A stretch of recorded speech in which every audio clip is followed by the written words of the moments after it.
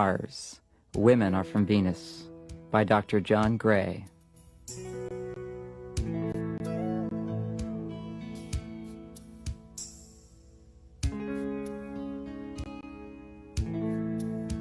Imagine that men are from Mars and women are from Venus. One day long ago, the Martians, looking through their telescopes, discovered the Venusians. Just glimpsing the Venusians awakened feelings they had never known. They fell in love and quickly invented space travel and flew to Venus. The Venusians welcomed the Martians with open arms. The love between the Venusians and Martians was magical. They delighted in being together, doing things together, and sharing together. Though from different worlds, they reveled in their differences. They spent months learning about each other, exploring and appreciating their different needs, preferences, and even behavior patterns. For years, they lived together in love and harmony. Then they decided to fly to Earth. In the beginning, everything was wonderful and beautiful. But the effects of Earth's atmosphere took hold, and one morning, everyone woke up with a peculiar kind of amnesia, selective amnesia. Both the Martians and Venusians forgot that they were from different planets and were supposed to be different. And one morning, everything they had learned about their differences was erased from their memory. And since that day, men and women have been in conflict. Without the awareness that we're supposed to be different, men and women are at odds with each other. We mistakenly assume that if our partners love us, they will react and behave in certain ways, the way we react when we love someone. Men mistakenly expect women to think, communicate, and react the way men do. Women mistakenly expect men to feel and communicate and respond the way women do. We've forgotten that men and women are supposed to be different. As a result, our relationships are filled with unnecessary friction and conflict. Clearly recognizing and respecting these differences dramatically reduces confusion when dealing with the opposite sex. When you remember that men are from Mars and women are from Venus, everything can be explained. Falling in love is always magical. It feels eternal. We naively believe that somehow we are exempt from the problems our parents had, free from the odds that love will die, assured that it's meant to be, and we are destined to live forever, happily ever after. But as the magic recedes and daily life takes over, it emerges that men continue to expect women to think and react like men, and women expect men to feel and behave like women. We don't take the time to understand and respect each other. We become demanding, resentful, judgmental, and intolerant. We ask ourselves, how does it happen? Why does it happen? Why does it happen to us? To answer these questions, our greatest minds have developed brilliant and complex philosophical and psychological models. Yet still the old patterns return, and love dies. It happens to almost everyone. Very few people indeed are able to grow in love, yet it does happen. When men and women are able to respect and accept their differences, then love has a chance to blossom. Through understanding the hidden differences of the opposite sex, we can more successfully give and receive the love that's in our hearts. By validating and accepting our differences, creative solutions can be discovered whereby we can succeed in getting what we want. And more important, we can learn how to best love and support the people we care about. Love is magical, and it can last if we remember our differences. The most frequently expressed complaint women have about men is that men don't listen. Either a man completely ignores her when she speaks, or he listens for a few beats, assesses what's bothering her, and then he proudly puts on his Mr. Fix-It hat and offers her a solution to make her feel better. No matter how many times she tells him that he's not listening, he doesn't get it, and he keeps doing the same thing. She wants empathy. He thinks she wants solutions. The most frequently expressed complaint men have about women as that women are always trying to change them. When a woman loves a man, she feels responsible to assist him in growing and tries to help him improve the way he does things. She forms the Home Improvement Committee, and he becomes her primary focus. No matter how much he resists her help, she persists, waiting for an opportunity to help him or to tell him what to do. She thinks she's nurturing him, while he feels he's being controlled. Instead, he wants her acceptance. These two problems can finally be solved by first understanding why men offer solutions and why women seek to improve. Let's pretend to go back in time and observe life on Mars and Venus before the planets discovered one another and came to Earth. We can gain some insights into men and women. Martians value power, competency, efficiency, and achievement.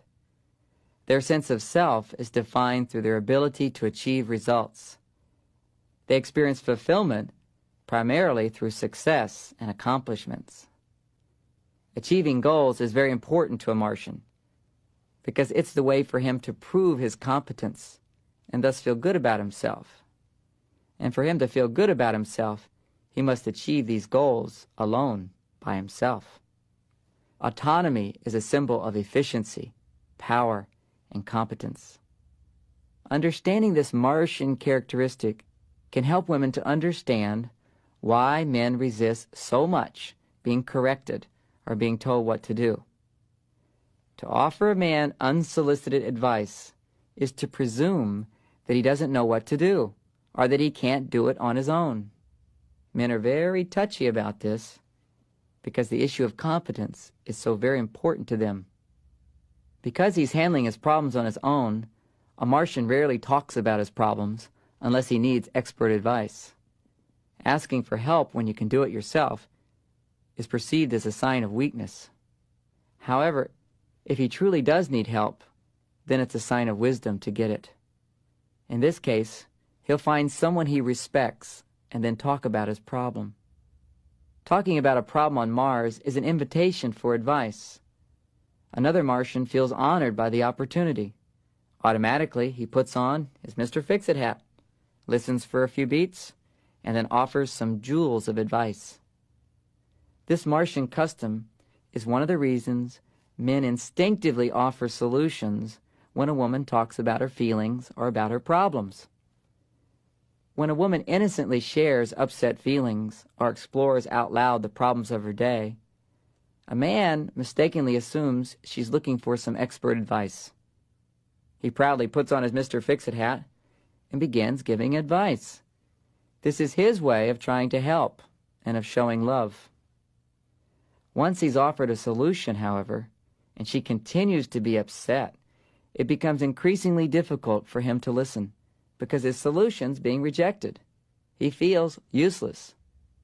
He has no idea that by just listening with empathy and interest, he can be supportive. He does not know that on Venus, talking about problems is not an invitation to offer a solution. Venusians have different values. Their sense of self is defined through their feelings and the quality of their relationships and their communication. They experience fulfillment through sharing and relating. Communication is of primary importance. To share their personal feelings is much more important than achieving goals or success. Talking and relating to one another is a source of tremendous fulfillment. This fulfillment is hard for a man to comprehend. He can come close to understanding a woman's experience of sharing and relating by comparing it to the satisfaction he feels when he wins a race, achieves a goal, or solves a problem. Instead of being goal-oriented, women are relationship-oriented. They are more concerned with expressing their goodness, their love, their caring. Venusians are very intuitive. They pride themselves on being considerate of the needs and feelings of others. A sign of great love is to offer help and assistance to another Venusian without even being asked. Because proving one's competence is not as important to a Venusian, offering help is not offensive, and needing help is not a sign of weakness. A man, however, may feel offended when a woman offers advice because he doesn't feel she trusts his ability to do it himself. A woman has no conception of this male sensitivity because for her, it's another feather in her hat. If someone offers to help her, it makes her feel loved and cherished. But offering help to a man can make him feel incompetent, weak, or even unloved. When a woman tries to improve a man, he feels she's trying to fix him. She's trying to change him. He receives the message that he's broken. She doesn't realize her caring attempts to help may actually humiliate him. She mistakenly thinks she's just helping him to grow. Without this insight into the nature of men, it's very easy for a woman to unknowingly and unintentionally hurt and offend the man she loves most. For example, Tom and Mary were going to a party. Tom was driving. After about 20 minutes and going around the same block a few times, it was clear to Mary that Tom was lost. She finally suggested that he call for help. Tom became very silent. They eventually arrived at the party, but the tension from that moment persisted the whole evening. Mary had no idea of why Tom was so upset. From her side, she was just saying, "I love and care about you, so I'm offering this help." From his side, he was offended. What he heard was, "I don't trust you to get us there. You are incompetent." Without knowing about life on Mars, Mary couldn't appreciate how important it was for Tom to accomplish his goal without help. Offering advice was the ultimate insult. After hearing about Martians and Venusians, Mary learned how to support Tom at such difficult times. The next time he was lost, instead of offering help, she restrained herself from offering any advice. She took a deep, relaxing breath and appreciated in her heart what Tom was trying to do for her. Tom greatly appreciated her warmth and trust. The evening was a great success. Generally speaking, when a woman offers unsolicited advice or tries to help a man, she has no idea of how critical and unloving she may sound to him. Even though her intent is loving, her suggestions do offend and sometimes hurt. His reactions may be strong, especially if he felt criticized as a child or he experienced his father being criticized by his mother. For many men, it's important to prove that they can get to their goal, even if it's a small thing like driving to a restaurant or to a party. Ironically, he may be more sensitive about the little things than the big. His feelings are like this: if I can't be trusted to do the small things, like getting us to a party, how can she trust me to do the bigger things? Like their Martian ancestors, men pride themselves on being experts, especially when it comes to fixing mechanical things, getting places, or solving problems. These are the times when he needs her loving acceptance the most, and not her advice or criticism. Likewise, if a man doesn't understand how a woman is different, he can make things worse when he's actually trying to help. Men need to remember that women talk about problems to get close, and not necessarily to get solutions. So many times a woman just wants to share her feelings about her day, and her husband, thinking he's helping, interrupts her by offering a steady flow of solutions to her problems. For example, Mary comes home from an exhausting day. She wants and needs to share her feelings about the day. She says, "There's so much to do. I don't have any time for myself." Tom says, "You should quit that job. You don't have to work so hard. Find something you like to do." Mary says, "But I like my job. They just expect me to change everything at a moment's notice." Tom says, "Don't listen to him. Just do what you can do." Mary says, "I am. I can't believe I completely forgot to call my aunt today." Tom says, "Don't worry about it. She'll understand." Mary says, "Do you know what she's going through? She needs me." Tom says, "You worry too much. That's why you're so unhappy."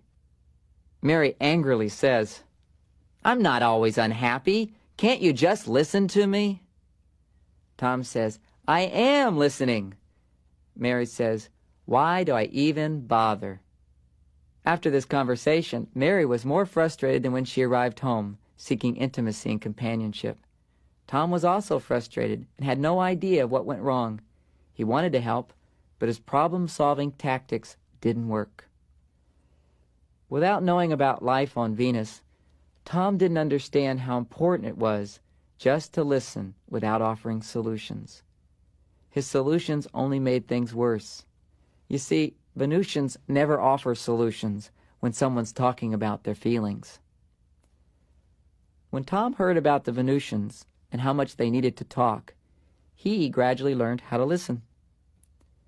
When Mary now comes home tired or exhausted, their conversations are quite different. They sound like this.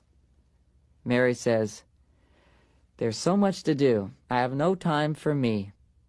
Tom takes a deep breath, relaxes on the exhale, and says, Sounds like you had a hard day." Mary says, "They expect me to change everything at a moment's notice. I don't know what to do." Tom pauses and then says, Mary says, "I even forgot to call my aunt." Tom says with a slightly wrinkled brow, "Oh, no." Mary says, "She needs me so much now. I feel so bad." Tom says, "You're such a loving person. Come here. Let me give you a hug." Tom gives Mary a hug, and she relaxes in his arms with a sigh of relief. She then says, "I love talking with you. You make me really happy." And as they finish the hug, she says, "Thanks for listening. I feel much better." Not only Mary, but also Tom felt better. He was amazed at how much happier his wife was when he finally learned to listen. Not everything is wrong with Mr. Fix-It or the Home Improvement Committee. These are very positive Martian and Venusian attributes. The mistakes are only in timing and approach. Men need to remember that when women seem upset and talk about their problems, it's not the time to offer solutions. Women need to remember that unsolicited advice or criticism, especially if he's just made a mistake, makes him feel unloved and controlled. To learn from his mistakes, he needs to feel her acceptance more than her advice. When a man feels that a woman is not trying to improve him, he's much more likely to ask for her feedback and advice. If you're a woman, I suggest for the next week, practice restraining from giving any unsolicited advice or criticism. The men in your life will not only appreciate it, but also will be much more attentive to your needs and responsive. If you're a man, I suggest that for the next week, you practice listening whenever a woman speaks, with the sole intention of respectfully understanding what she's going through. Practice biting your tongue whenever you get the urge to offer a solution or change how she's feeling. You'll be surprised when you experience how much she appreciates you. One of the biggest differences between men and women is how they cope with stress. Men become increasingly focused and withdrawn, while women become increasingly overwhelmed and emotionally involved. At these times, a man's needs for feeling good are different from a woman's. He feels better by solving problems, while she feels better by talking about problems. Not understanding and accepting these differences creates unnecessary friction in our relationships. Here's a common example. When Tom comes home, he wants to relax and unwind by quietly reading the news. He is stressed by the unsolved problems of his day and finds relief through forgetting about them. His wife, Mary, also wants to relax from her stressful day. She, however, wants to find relief by talking about the problems of her day. The tension slowly building between them gradually becomes resentment. Tom secretly thinks Mary talks too much, while Mary feels ignored. Without understanding their differences, they will grow further apart. This problem can be resolved first by understanding in greater detail how men and women cope with stress. Let's again observe life on Mars and Venus and glean some insights about men and women. When a Martian gets upset, he never talks about what's bothering him. Instead, he becomes very quiet and goes to his private cave to think about his problem, mulling it over to find a solution. When he has found the solution, he feels much better and comes out of his cave. If he can't find a solution, then he needs to do something to forget his problems, like reading a magazine or playing a game. This is hard for women to understand because on Venus, sharing your problems with another is an important activity, and it's actually considered a sign of love and trust. When a man is stressed, he will withdraw into the cave of his mind and focus on solving a problem. At such times, he is powerless to give his partner the attention and communication she needs and deserves. It is hard for her to be accepting of him at these times because she doesn't know how stressed he is. If he were to come home and talk about his problems, then she could be more compassionate. But when a man is stuck in his cave, a woman resents his not being more open. She feels hurt when he turns on the news or goes outside to play some basketball and ignores her. It's easy to take it personally. To expect a man who's in his cave instantly to become open, responsive, and loving is as unrealistic as expecting a woman who's upset to immediately calm down and make complete sense. On the other hand, men generally have little awareness of how distant they become when they're in their cave. As a man recognizes how withdrawing into his cave may affect a woman, he can be more compassionate when she feels neglected and unimportant. To increase consideration, both men and women need to understand each other better. When a man begins to ignore his wife, she often takes it personally. Knowing he's coping with stress in his own way is extremely helpful, but does not always help her alleviate the pain. At such times, she may feel the need to talk about these feelings.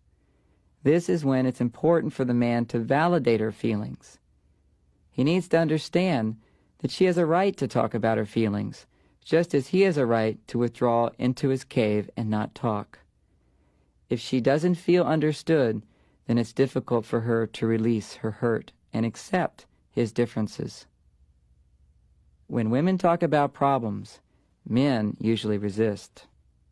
A man assumes she's talking with him about her problems because she's holding him responsible. The more problems, the more he feels blamed. He doesn't realize that she's talking to feel better.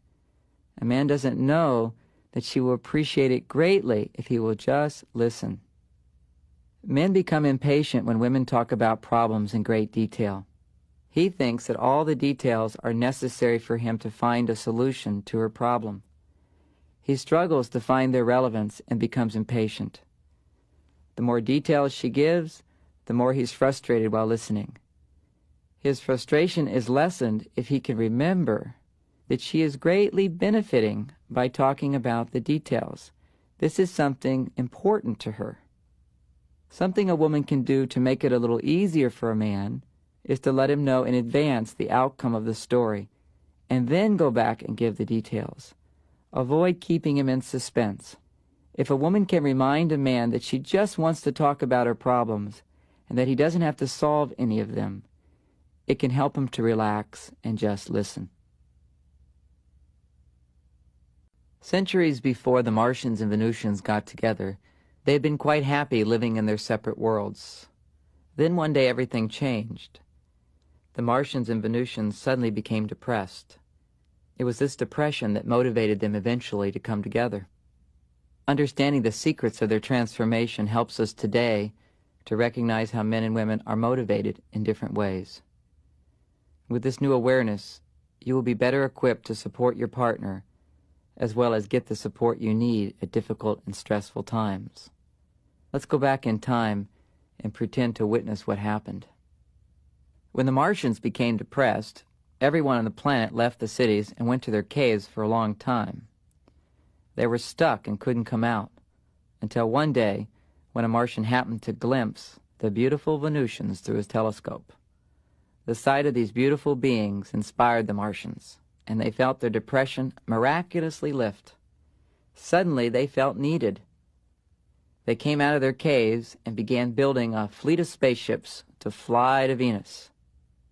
When the Venusians became depressed, to feel better, they formed circles and began talking with one another about their problems.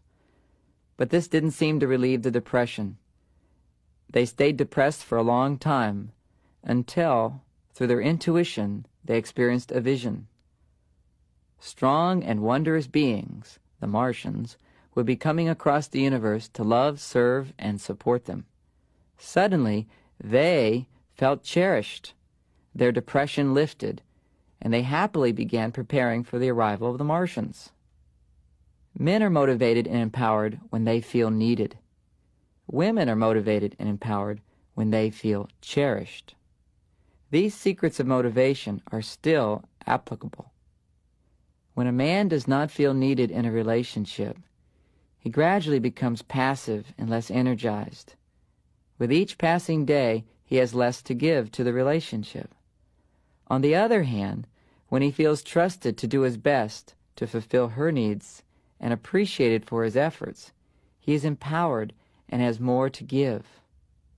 When a woman doesn't feel cherished in a relationship, she gradually becomes overly responsible and exhausted from giving too much.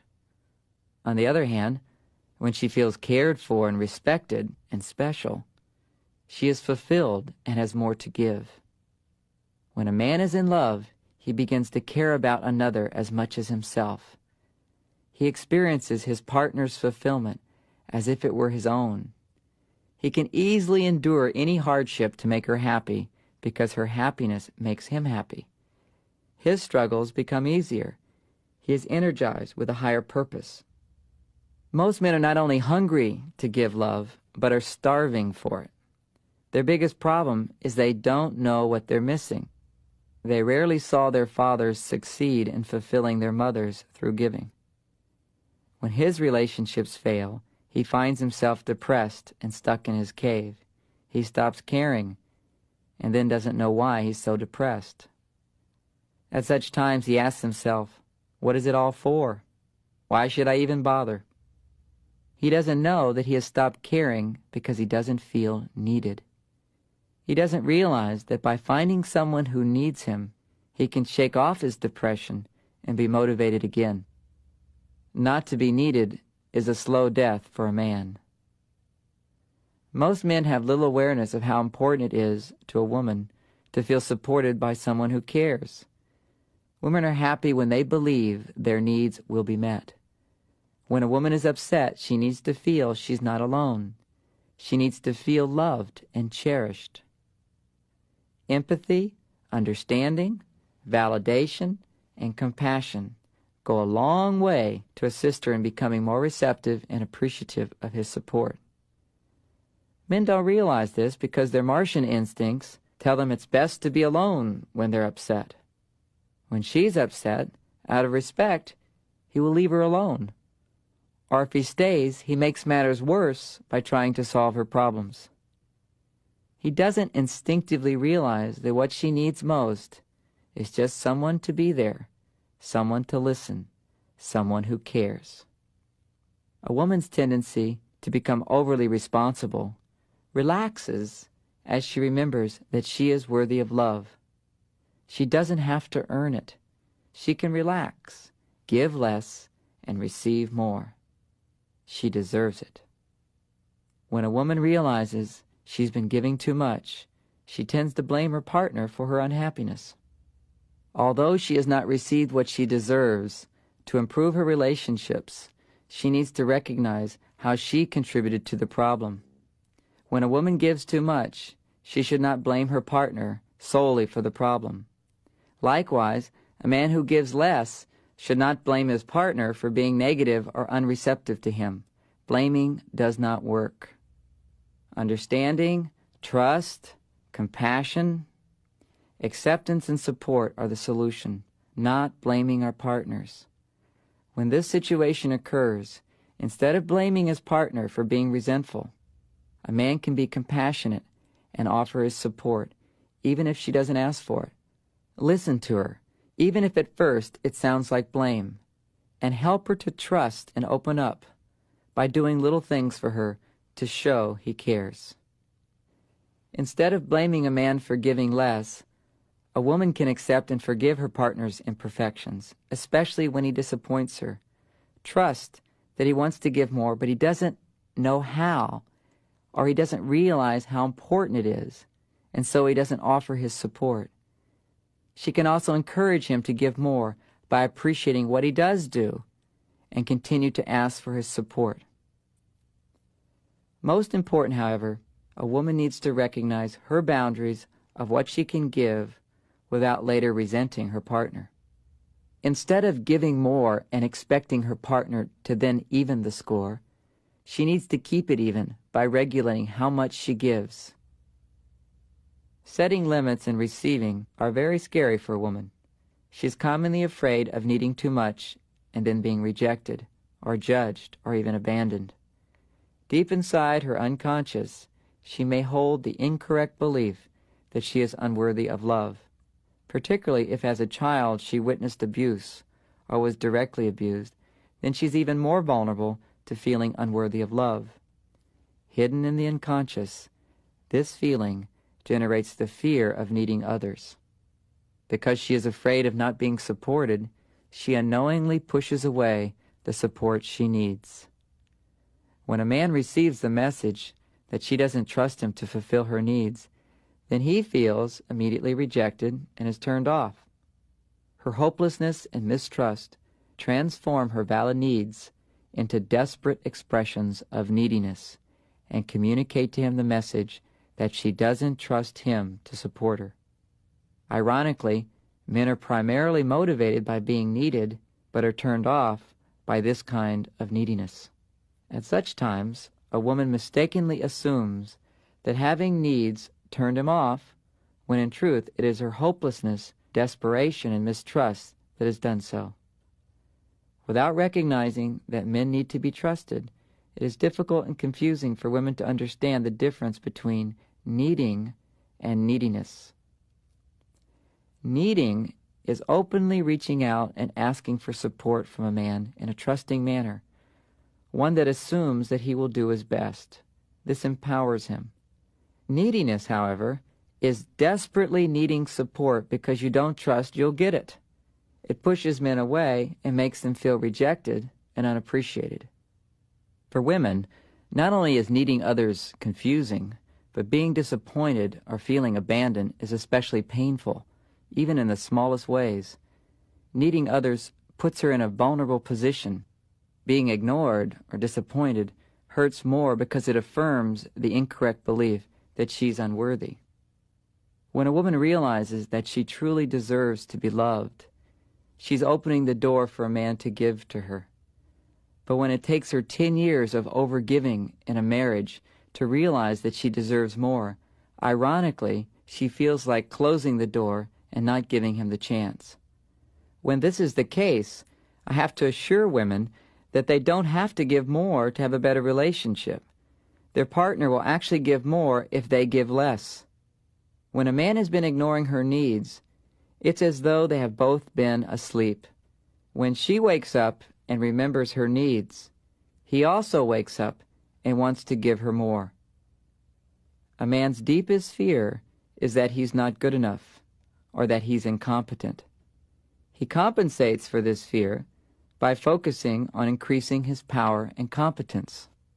Success, achievement, and efficiency are foremost in his life. Just as a woman is afraid around receiving, men tend to be afraid around giving. To extend himself in giving to her means to risk failure, correction, or even disapproval. These consequences are most painful because deep inside his unconscious, he may hold the incorrect belief that he's not good enough. This belief was formed and reinforced in childhood every time he thought he was expected to do better. Ironically, when a man really cares about his partner, his fear of failure increases, and sometimes he gives less. To avoid failure, he stops giving to the people he wants to give to the most. He appears most uncaring when he's most afraid.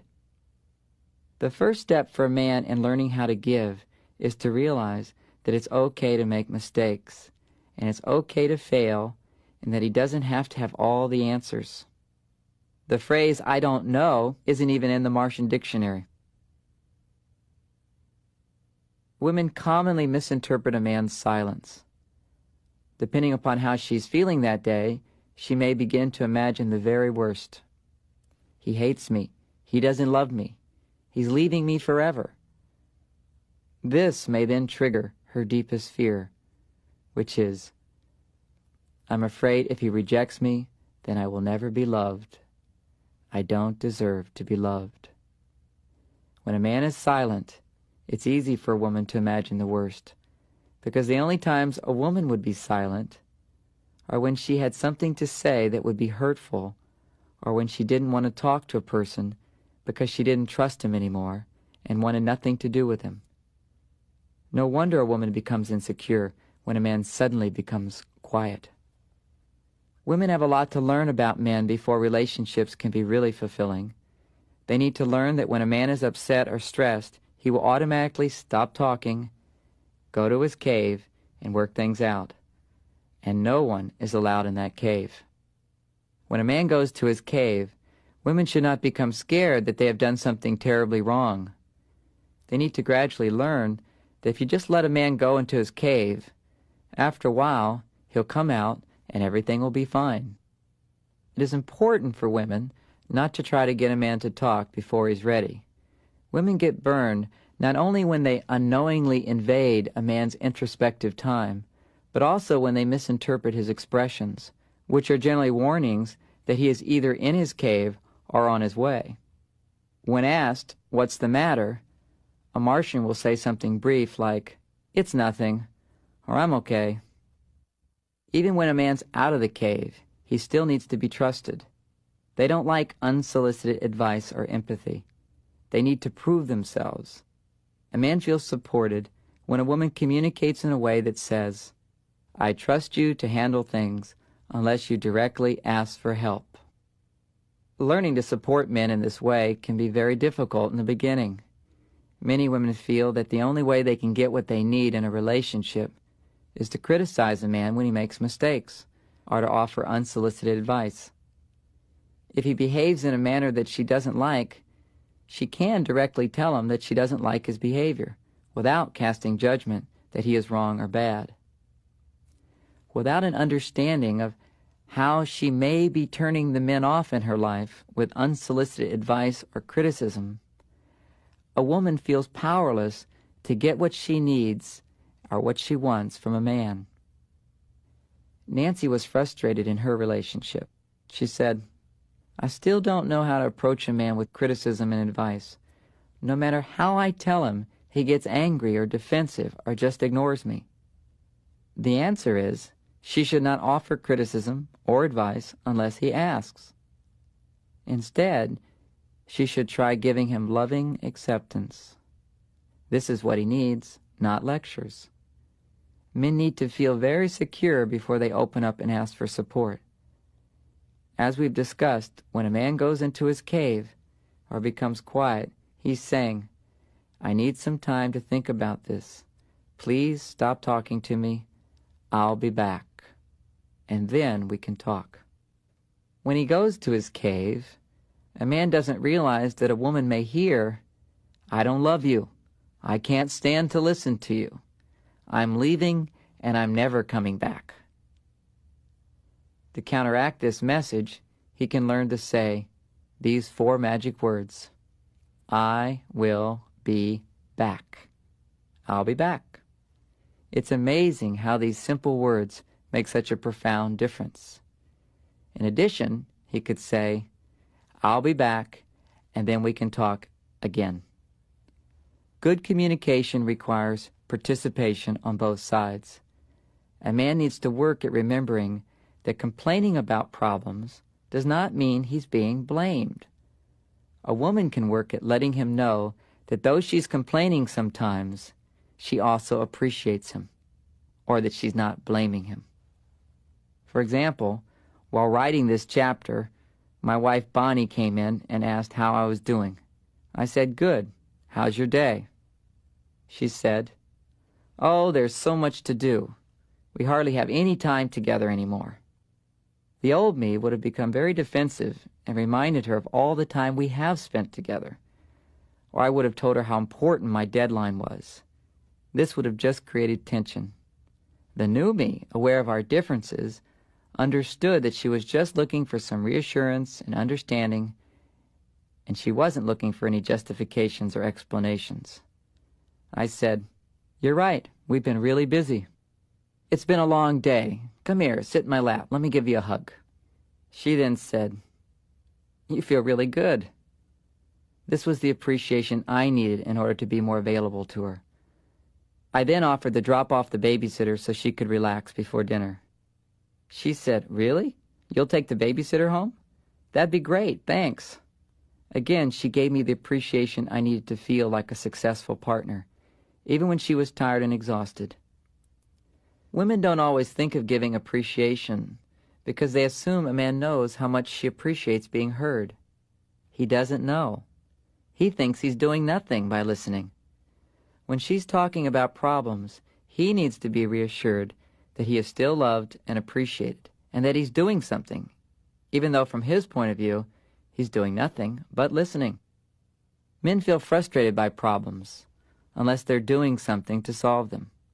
By appreciating him for being a good listener, a woman can let him know that just by listening, he is also helping. A woman does not have to suppress her feelings or even change them to support her partner. She does, however, need to express them in a way that doesn't make him feel attacked, accused, or blamed. Making a few small changes can make a big difference. The 4 magic words to support a man are, "It's not your fault." It's not your fault. Reassuring a man that it's not his fault, or that he's not being blamed, works only as long as she truly is not blaming him.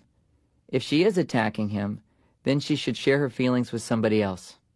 She should wait until she's more loving or centered to talk to him. A man often blames a woman for being blaming when she is innocently talking about problems.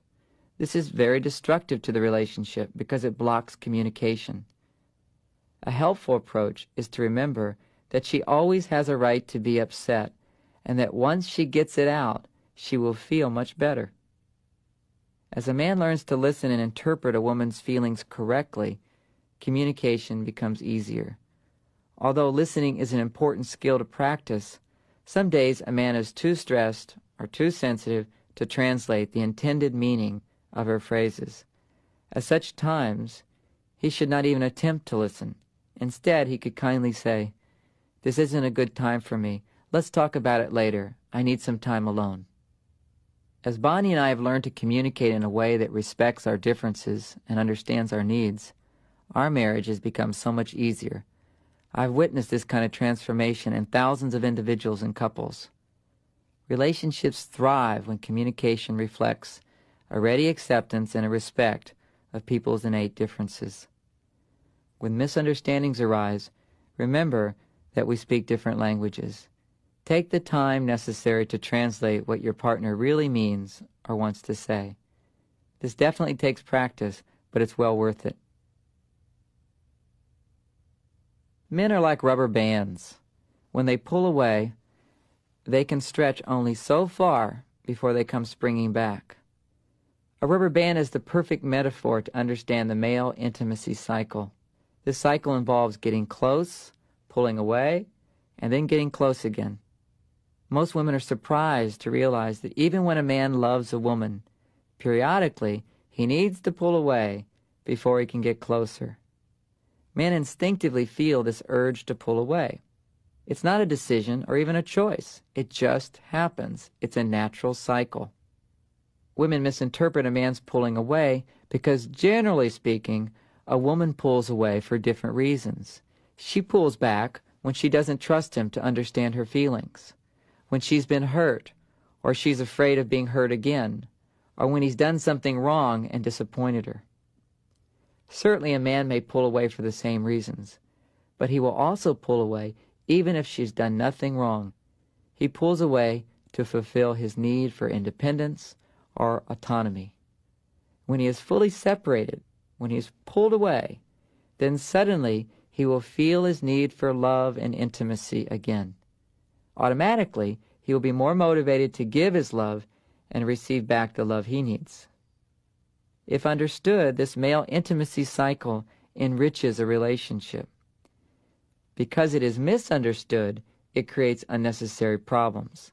Let's explore an example. Maggie was distressed, anxious, and confused. She and her boyfriend Jeff had been dating for about 6 months. Everything had been so romantic. Then, without any apparent reason, he began to distance himself emotionally. Maggie couldn't understand why he had suddenly pulled away. She thought she'd done something wrong. After taking my seminar, Maggie realized that when Jeff pulled away, it was not her fault. In addition, she learned why he was pulling away and how to gracefully deal with it. Months later at another seminar, Jeff thanked me for what Maggie had learned. He told me they were now engaged to be married. Maggie had discovered a secret about men that few women know. Maggie realized that when she was trying to get close, while Jeff was trying to pull away, she was actually preventing him from stretching his full distance and then springing back. By running after him, she was preventing him from ever feeling that he needed her and wanted to be with her. She realized that she had done this in every relationship. Unknowingly, she had obstructed an important cycle. By trying to maintain intimacy, she actually had prevented it.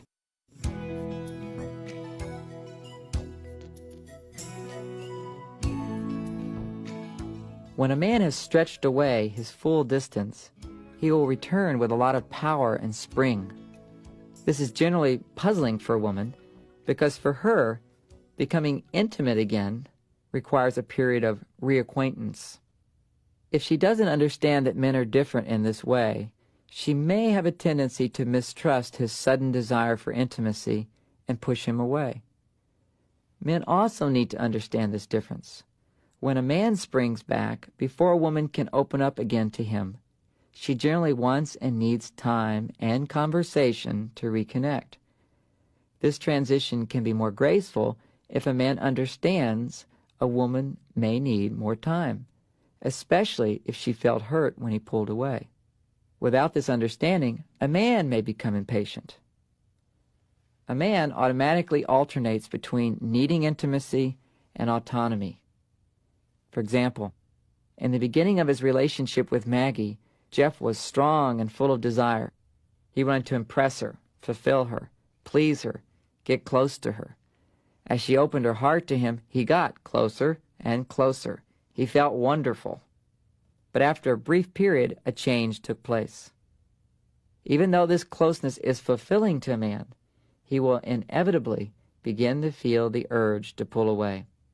Having temporarily fulfilled his hunger for intimacy, like after a good meal, he now feels his hunger to be independent or to go for a walk. As Jeff instinctively pulls away without any explanation to Maggie, Maggie reacts with fear. She feels powerless to get him back because she doesn't know what she did to turn him off. When she asks him what's the matter, he doesn't have a clear answer, and so he resists talking about it. He just continues to distance from her even more. Without an understanding of this cycle, it's easy to see how men and women begin to doubt their love. Maggie could easily assume that Jeff didn't love her. Without getting a chance to pull away, Jeff would lose touch with his desire and passion to be close. He could easily assume he no longer loved Maggie. After learning to let Jeff have his distance or space, Maggie discovered that he did come back. She practiced not running after him when he would withdraw and trusted that everything was okay each time he did come back. As her trust in this process grew, it became easier for her to accept this part of Jeff. The more she just accepted him at those times, the sooner he would return. As Jeff began to understand his changing feelings and needs, he became more confident in his love for her. He was able to make a commitment. Without an understanding of how men are like rubber bands, it's very easy for women to misinterpret a man's reactions. When a man pulls away, it's not because he doesn't want to talk. Instead, he needs some time alone, time to be with himself, when he's not responsible for anybody else. It's a time for him to take care of himself. When he returns, then he's available to talk.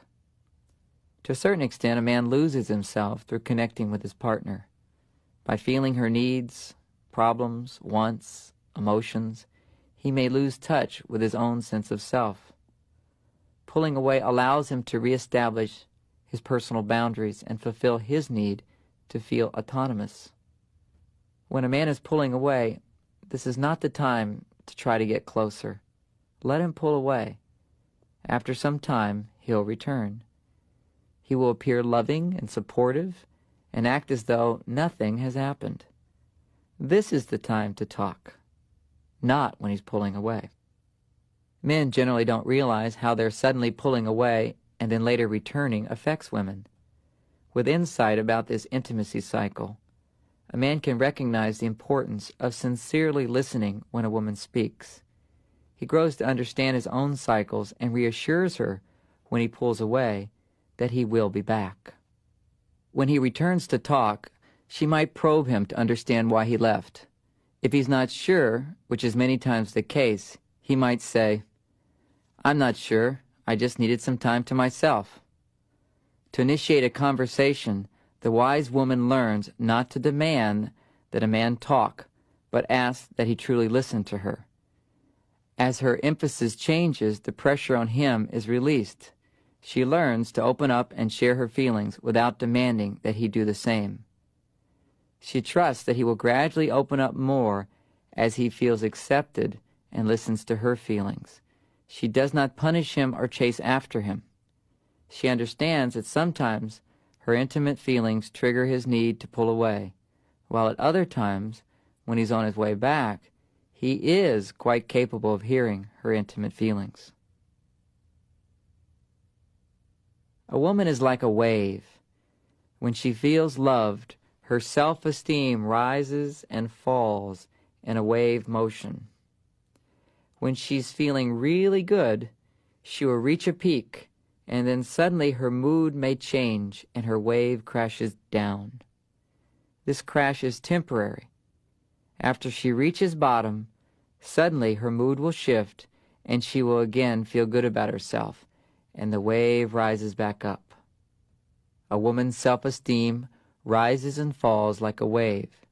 When she hits bottom, it's a time for emotional house cleaning. A woman's ability to give and receive love in her relationships is generally a reflection of how she's feeling about herself.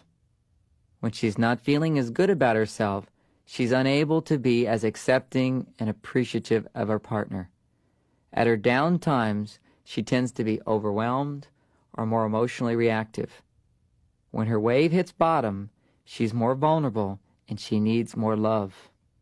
It's as though she sinks down into a well, and in this well there are lots of feelings, and when they first come up, they're not clear. It's crucial that her partner understands what she needs at these times. Otherwise, he may make unreasonable demands. A man commonly assumes that her sudden change of mood is based solely on his behavior. When she is happy, he takes credit, but when she is unhappy, he also feels responsible. He may feel extremely frustrated because he doesn't know how to make things better, or he simply feels blamed. Mary and Bill had been married for 6 years. Bill had observed this wave pattern in Mary, but because he didn't understand it, he tried to fix it, which made matters worse. Bill said, "I can't understand my wife, Mary. For weeks, she's the most wonderful woman. She gives her love unconditionally to me and to everyone. Then suddenly she becomes overwhelmed by how much she's doing for everyone and starts being very disapproving of me. It's not my fault she's unhappy. I explain that to her, and we just get into the biggest fights." Like many men, Bill made the mistake of trying to prevent his partner from bottoming out. He tried to rescue her. He had not learned that she needed to hit bottom before she could come up. The last thing a woman needs when she's on her way down is someone telling her why she shouldn't be down. What she needs is someone to be with her as she goes down, to listen to her for a while she shares her feelings, and to empathize with what she's going through.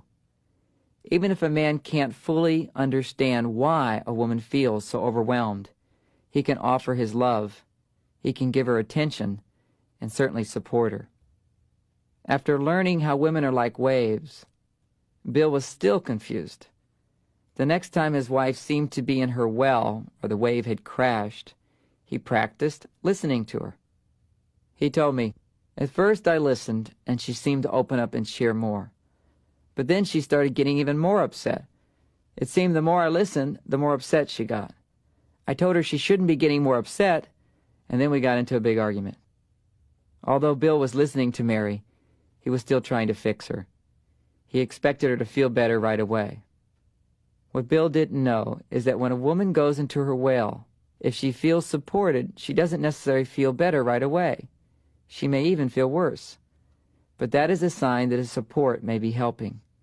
His support may actually help her to hit bottom sooner, and then she can and she will feel better.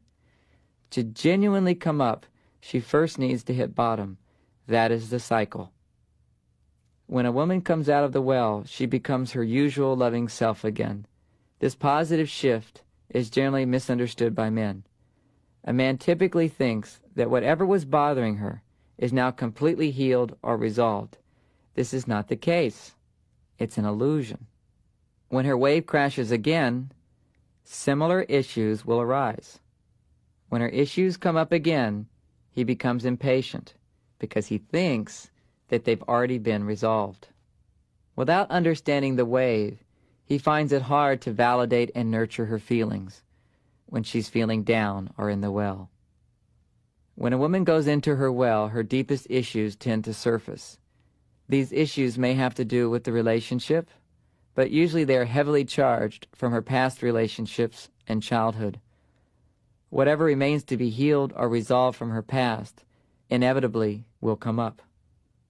As she feels more and more supported at these difficult times, she begins to trust the relationship and is able to journey in and out of her well without conflict in her relationship or struggle in her life. This is the blessing of a loving relationship. To support a woman when she's in her well is a special gift that she will greatly appreciate. Gradually, she will become free from the gripping influences of her past. She will still have her ups and downs, but they will not be so extreme that they overshadow her loving nature. Men and women generally are unaware that they have different emotional needs. As a result, they don't instinctively know how to support each other. Men typically give in relationships what men want, while women give to men what women want. Each mistakenly assumes that the other has the same needs and desires. As a result, they both end up dissatisfied or resentful. Both men and women feel that they give, but they don't get back. They feel that their love is unacknowledged and unappreciated. The truth is, they are both giving love, but not in the desired manner.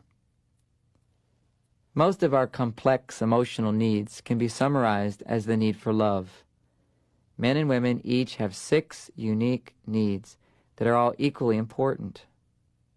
Men primarily need trust, acceptance, appreciation, admiration, approval, and encouragement.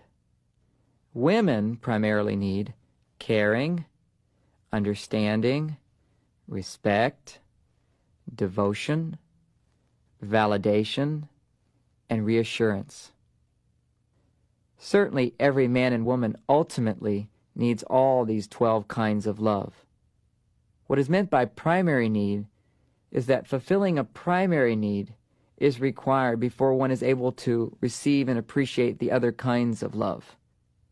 Without an awareness of what is important for the opposite sex, Men and women don't realize how much they may be hurting their partners or depriving them of what they deserve. Women generally don't realize the ways they communicate that are unsupportive and hurtful to the male ego. Here's a list of 3 common communication mistakes women make in relation to a man's primary love needs. The first, she tries to improve his behavior or help him by offering unsolicited advice. He doesn't feel loved because she doesn't trust him. The second, she doesn't acknowledge what he does for her, but complains about what he hasn't done. He feels taken for granted and unloved because she doesn't appreciate what he does. The third, she corrects his behavior and tells him what to do as if he were a child. He feels unloved because he doesn't feel admired. Through understanding a woman's primary needs, a man can be more sensitive to and respectful of her needs. The following shows 3 mistakes men make in relation to a woman's primary emotional needs. The first, he minimizes the importance of her feelings and needs. He makes children or work more important. She feels unloved because he's not devoted to her and doesn't honor her as special. The second, he listens but then gets angry and blames her for upsetting him or for bringing him down. She feels unloved because he doesn't respect her feelings. The third, after listening, he says nothing or just walks away. She feels insecure because she didn't get the reassurance she needs. Many people give up when relationships become too difficult. Relationships become easier when we understand our partner's primary needs. Without giving more, but by giving what is required, we don't burn out. To fulfill your partner, you need to learn how to give the love he or she primarily needs. One of the most difficult challenges in our loving relationships is handling differences and disagreements. Just as communication is the most important element in a relationship, arguments can be the most destructive element, because the closer we are to someone, the easier it is to bruise or to be bruised. For all practical purposes, I strongly recommend that couples not argue. Negotiate, yes. Ask for what you want. Express differences, but don't argue or fight. It is possible to be honest, open, and even express negative feelings without arguing or fighting. By remembering that we're from different planets and developing good communication skills, it's possible to avoid arguments without suppressing negative feelings or even conflicting ideas and desires. It takes 2 to argue, but it only takes 1 to stop an argument. The best way to stop an argument is to nip it in the bud. Stop talking and take a time out. Reflect on how you're approaching your partner. Try to understand how you're not giving them what they need. Then after some time has passed, come back, talk again, but in a more loving and respectful way. Time-outs allow us to cool off, heal our wounds, center ourselves before trying to communicate again. Men and women commonly argue about money, sex, decisions, scheduling, values, child rearing, household responsibilities. These discussions and negotiations, however, turn into painful arguments for only one reason: we're not feeling loved. Because women are not from Mars, they don't instinctively realize that conflicting ideas and feelings and desires are a difficult challenge for a man. The closer he is to a woman, the harder it is to deal with differences and disagreements. When she doesn't like something he's done, he feels she doesn't like him. Fulfilling a man's primary emotional needs will diminish his tendency to engage in hurtful arguments. Automatically, he'll be able to listen and speak with much greater respect, understanding, and caring. Most arguments escalate when a man begins to invalidate a woman's feelings and she responds to him disapprovingly. When a man has done something to upset a woman, his instinct is to explain to her why she shouldn't be upset. But when he explains himself, the only message she may hear is that he doesn't care about her feelings. For her to hear his good reasons, she first needs him to hear her good reasons for being upset. He needs to put his explanations on hold and listen to her, understanding her point of view. When he simply starts to care about her feelings, she will start to feel supported. Remember, women need to feel cared for.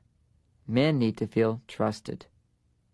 This change in approach takes practice but can be achieved. Generally, when a woman expresses feelings of frustration, disappointment, or worry, every cell in a man's body instinctively reacts with a list of explanations and justifications designed to explain away her upset feelings. A man never intends to make matters worse. His tendency to explain away feelings is just Martian instinct. The most common way women unknowingly start arguments is by not being direct when they share their feelings. For example, when a man is late, a woman may feel, "I don't like waiting for you when you're late," or "I was worried that something had happened to you."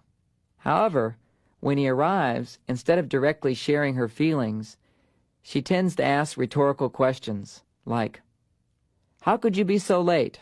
or "Why didn't you call?" When a man hears a question like, "Why didn't you call?" he feels attacked and becomes defensive. She has no idea of how painful her disapproval in that moment is to him. Just as women need validation, men need approval. Most men are ashamed to admit how much they need approval. They may go to great lengths to prove they don't care.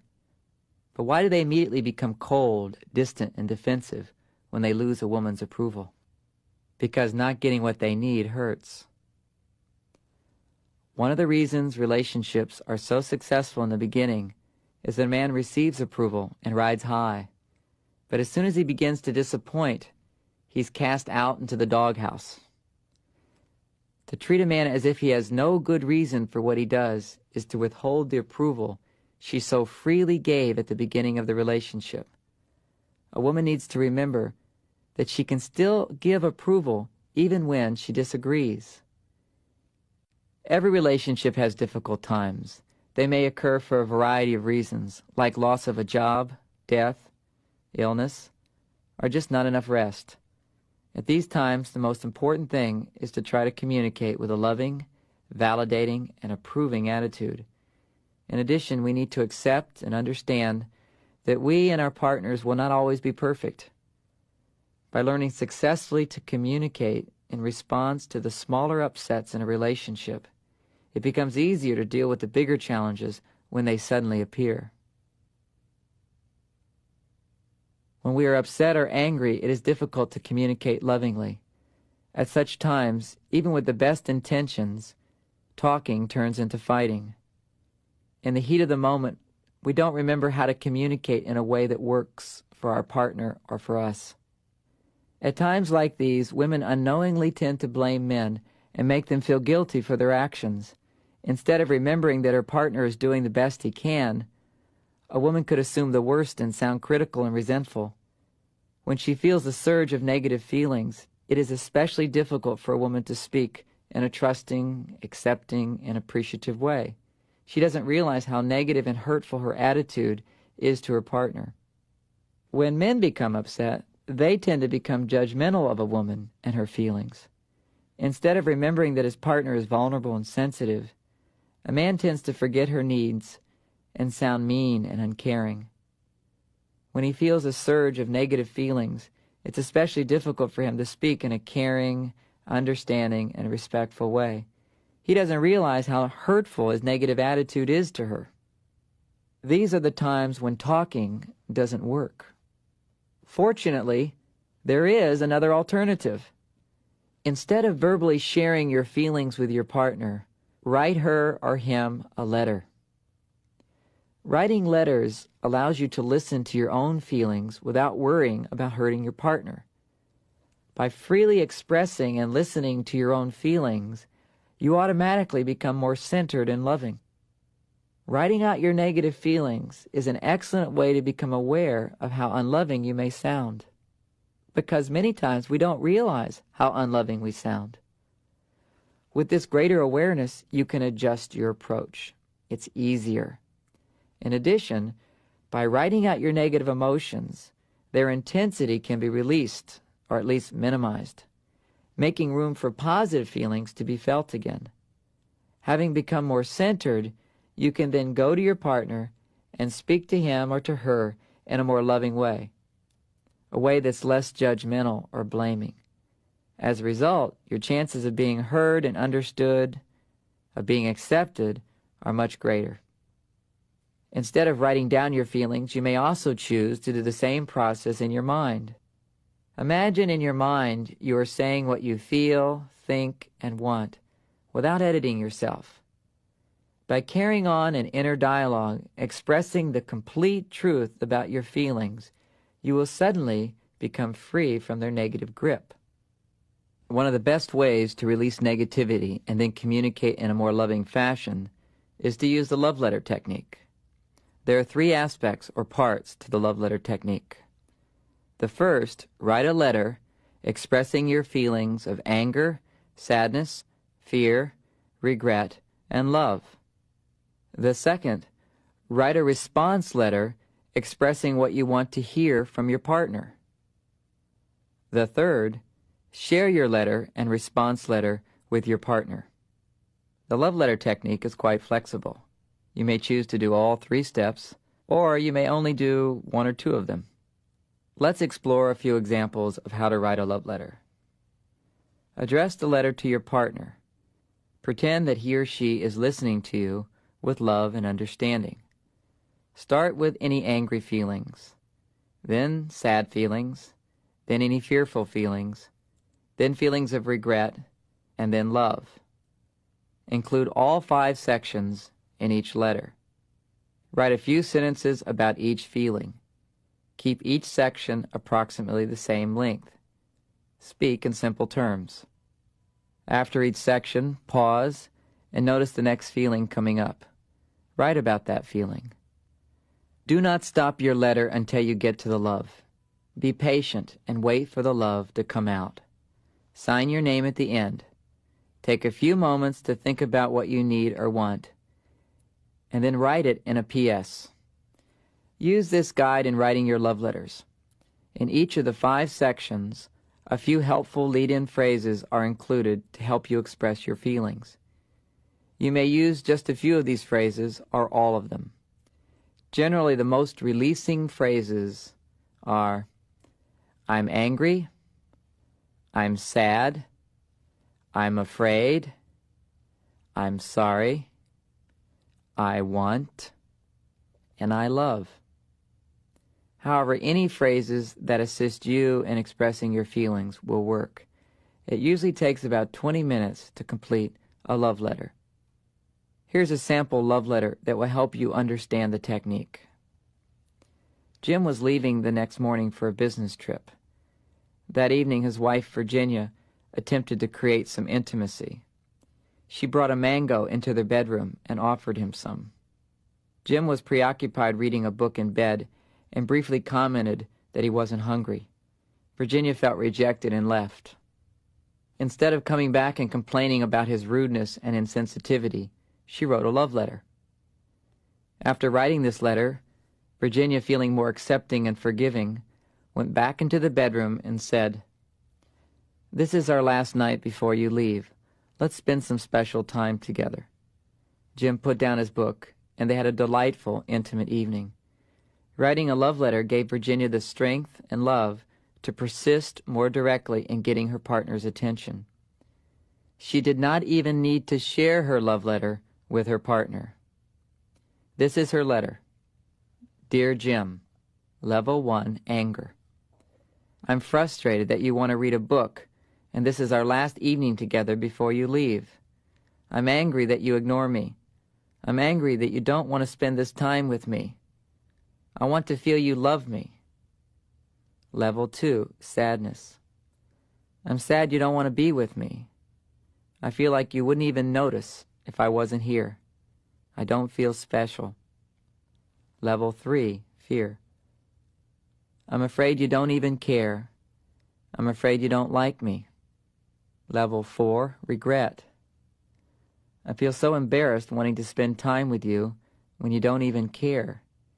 I feel embarrassed getting so upset. I'm sorry if this sounds demanding. I'm sorry I stopped trusting your love. And level 5, love. I do love you. That's why I brought the mango. I wanted to spend some special time together. I forgive you for being so indifferent to me. I understand that you were in the middle of reading something. Let's have a loving and intimate evening. I love you. Virginia. P.S. The response I would like to hear: I love you, Virginia, and I always want to spend a loving evening with you. I'm going to miss you. Writing a response letter is the second step in the love letter technique. Once you've expressed both your negative and positive feelings, taking an additional 3 to 5 minutes to write a response letter can be a healing process. In this response letter, you will write the kind of response you would like to have from your partner. Imagine your partner is able to respond to your hurt feelings, the ones you expressed in your love letter. Write a short letter to yourself, pretending it is your partner writing it to you. Include all the things you would like to hear from your partner about the hurts you have expressed. The following lead-in phrases can get you started. Remember, this is a letter you're writing, but pretending they're saying it to you. Use these kinds of phrases. Thank you for. I understand. I'm sorry. You deserve. I want. I love. Sometimes writing a response letter is even more powerful than writing the love letter. Writing out what we actually need increases our openness to receiving the support we deserve. In addition, when we imagine our partners responding lovingly, we actually make it easier for them to do so. Some people are very good at writing out their negative feelings, but have a hard time finding the feelings of love. It's especially important for these people to write a response letter and explore what they would want to hear in return. Be sure to feel your own resistance about letting your partner support you. This gives you an added awareness about how difficult it must be for your partner to deal lovingly with you at such times. Sometimes women object to writing response letters. They expect their partners to know what to say. They have a hidden feeling that says, I don't want to tell him what I need. If he really loves me, he'll know. In this case, a woman needs to remember that men are from Mars, and they really don't know what women need. They need to be told. And gradually, over time, they'll learn. Sometimes women ask me, if I tell him what I want to hear, and he starts saying it, how do I know he's not just saying it? I'm afraid he might not really mean it. This is an important question. If a man doesn't love a woman, he will not even bother to give her what she needs. If he even attempts to give a response similar to her request, then most likely he is really trying to respond. If in the beginning he doesn't sound fully sincere, it's because he's learning something new. It's awkward. Learning a new way of responding is awkward. To him, it may feel weak. This is a critical time. He needs lots of appreciation and encouragement. He needs feedback telling him he's on the right track. Sharing your love letters is important for the following reasons. It gives your partner an opportunity to support you. It allows you to get the understanding you need. It helps couples to start talking again when communication breaks down. And it teaches us how to hear negative feelings in a safe way. To receive more love, we need to have people in our life with whom we can openly and safely share our feelings. A loving and supportive group can do wonders to help us more easily get in touch with our deeper feelings. To share your feelings with a group means there are more people available to give you love. I hope you will use this love letter technique because I've witnessed it transform the lives of thousands of people, including my own. As you write more love letters, it becomes easier and works better. It takes practice, but it's worth it. When you want to feel better, write a love letter. If you're not getting the support you want in your relationships, a significant reason may be that you don't ask enough, or you may ask in a way that doesn't work. Asking for love and support is essential to the success of any relationship. If you want a GET, then you have to ASK. If you want to get more, you have to ask more. Both men and women have difficulty in asking for support. Women, however, tend to find it much more frustrating and disappointing to ask for support than men do. On Venus, their motto is, "Love is never having to ask." She may even purposefully not ask as a test to see if he really loves her. To pass the test, she requires that he anticipate her needs and offer his unsolicited support.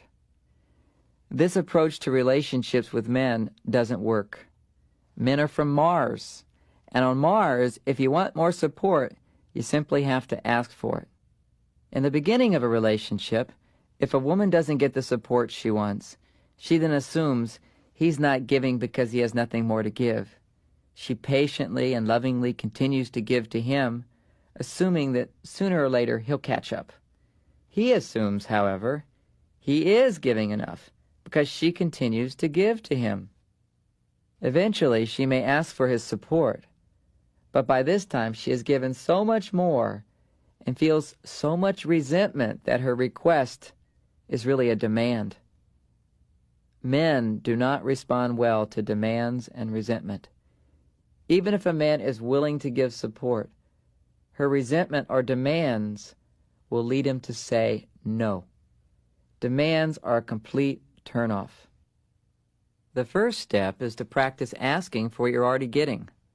Become aware of what your partner's already doing for you, especially the little things. Begin asking him to do the little things he already does. Then when he does these little things, give him a lot of appreciation. In this first stage, don't expect him to offer his support. It's important not to ask for more than what he's used to giving. Allow him to become used to hearing you ask for things in a non-demanding tone. Just as a woman who is upset doesn't want to hear a list of reasons and explanations about why she shouldn't be upset, a man doesn't want to hear a list of reasons about why he should fulfill her request. Simply be direct. An indirect request makes a man feel taken for granted or even controlled. One of the most common mistakes in asking for support is the use of the words "could you" or "can you" in place of "would you," "will you." To a man, it makes a big difference if you say, "Could you empty the trash?" versus "Would you empty the trash?" To him, he'd much prefer to hear, "Would you empty the trash?" The hardest thing of learning to ask is remembering how to do it. Try using the W words whenever possible. It will take a lot of practice. Be direct, be brief, and use "would you" or "will you" phrases. Be aware of how many times you don't ask for support. Become aware of how you ask and when you do. Remember to be brief and direct. Then give him lots of appreciation and thanks. Don't let anything be taken for granted. When he's used to hearing you ask for his support without wanting more, he feels loved in your presence. He feels he doesn't have to change to get your love. At this point, you can now risk asking for more. Let him realize that he can say no and still receive your love. When he feels that he can say no when you ask for more, he will feel free to say yes or no. Keep in mind that men are much more willing to say yes if they have the freedom to say no. Once you can graciously accept a no, you are ready to assert your full power to get what you want. You ask for his support, and if he starts making excuses and resists your request, You don't say okay. In this third stage, you practice making it okay that he resists, but continue waiting for him to say yes. The art of assertive asking is to remain silent after you've made a request. After you've asked, expect him to moan or groan or scowl or growl or mumble or grumble. I call all of these the grumbles. When a man grumbles, it's a good sign. It means he's trying to consider your request versus his needs. You may be asking yourself why men are so sensitive about being asked for support. It's not because men are lazy, but because men have a greater need to feel accepted. Any request to be more or to give more makes him feel that he's not accepted just the way he is.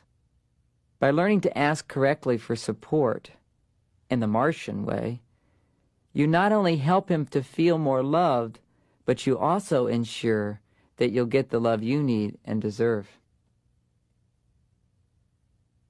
One of the paradoxes of loving relationships is that when things are going well and we're feeling loved, we may suddenly find ourselves emotionally distancing from our partners or reacting to them in unloving ways.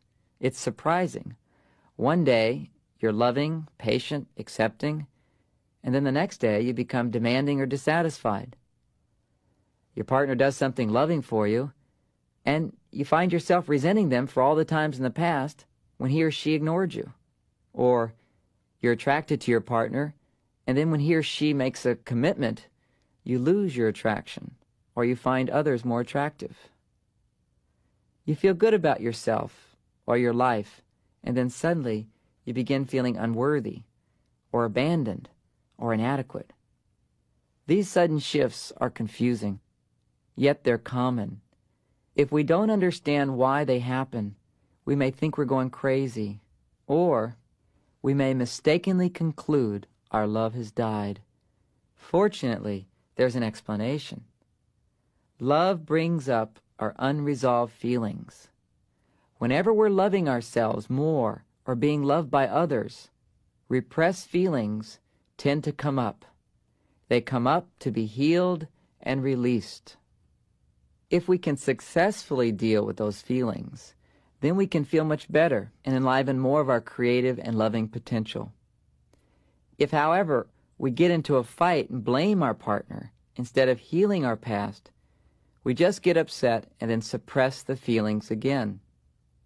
For years, we have suppressed our painful feelings. Then one day, we fall in love, and love makes us feel safe enough to become aware of those feelings. Love opens us up, and we start to feel our pain. When a man's past comes up, he generally heads for his cave. He tends to be overly sensitive and needs a lot of acceptance, a lot of space. When a woman's past comes up, her self-esteem crashes. She descends into her well of feelings, and she needs a lot of tender, loving care. This insight helps you to control your feelings when they come up. Understanding how the feelings of the past come up gives us a greater understanding of why our partners react the way they do. It's part of the healing process. As you grow more intimate in your relationships, love increases. As a result, deeper, more painful feelings may come up that need to be healed. Deep feelings like shame and fear. To heal them, we need to share them. But we're too afraid to reveal what we're feeling. At such times, we may feel depressed, anxious, bored, resentful, or simply exhausted for no apparent reason. These are all symptoms of our stuff coming up and being blocked. When deep feelings come up, we project our feelings onto our partner. It is a paradox. Because you feel safe with your partner, your deepest fears have a chance to surface. When they surface, you become afraid and unable to share what you feel. When this happens, the feelings that are coming up get stuck. This is why people with even very loving relationships may inevitably need the help of a therapist. Understanding how our past continues to affect our relationships frees us to accept the ebb and flow of love. To be successful in our relationships, we must accept that sometimes our hearts are full and at other times empty. We must not expect our partners to always be loving or even to remember how to be loving. We must also give ourselves the gift of understanding and not expect to remember everything we've learned about being loving. The process of learning requires not only hearing and applying, but also forgetting and then remembering again. Throughout this tape, you've learned things your parents could not teach you. They did not know. But now that you do know, please be realistic. Give yourself permission to keep making mistakes. Give your partner permission to keep making mistakes. Integrating this new wisdom of having loving relationships is a new challenge. You are a pioneer. Expect to be lost sometimes. Expect your partner to be lost. Use this guide as a map to lead you through uncharted lands again and again. Next time you're frustrated with the opposite sex, remember, men are from Mars and women are from Venus. Even if you don't remember anything else from this tape, remembering that we're supposed to be different will help you to be more loving. By gradually releasing your judgments and blame and persistently asking for what you want, you can create the loving relationships you want, need, and deserve. You have a lot to look forward to. May you continue to grow in love and light. Thank you for letting me make a difference.